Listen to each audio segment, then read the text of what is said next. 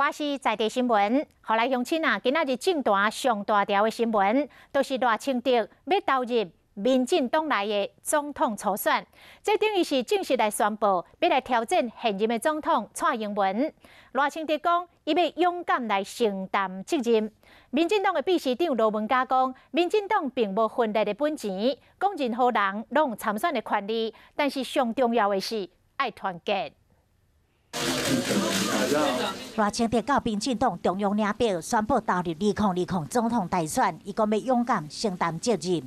既然我有为民进党败选辞掉行政院院长，负起政治责任的承担，那么基于对这块土地的使命跟热爱，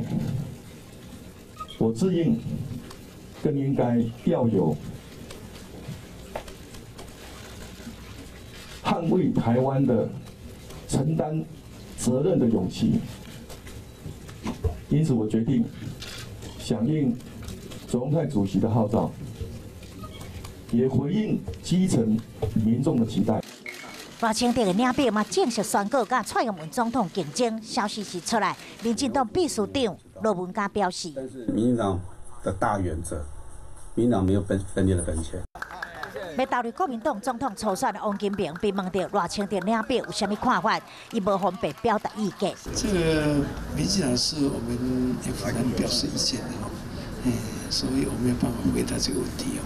立委林俊宪讲，赖清德应该是完整思考后做的决定，很审慎完整的一个思考，那他也一定会全力以赴。 根据民进党初选的流程，4月初4到初9举办政见发表会，4月初10到12进行初选民调，4月17会由中执会公告总统提名名单。离2020总统大选投票暂定的日期，还阁有300多天。目前拿到两党以及无党籍的人士确定参与初选，总共有10个，选内还阁有谁会表态，使人期待。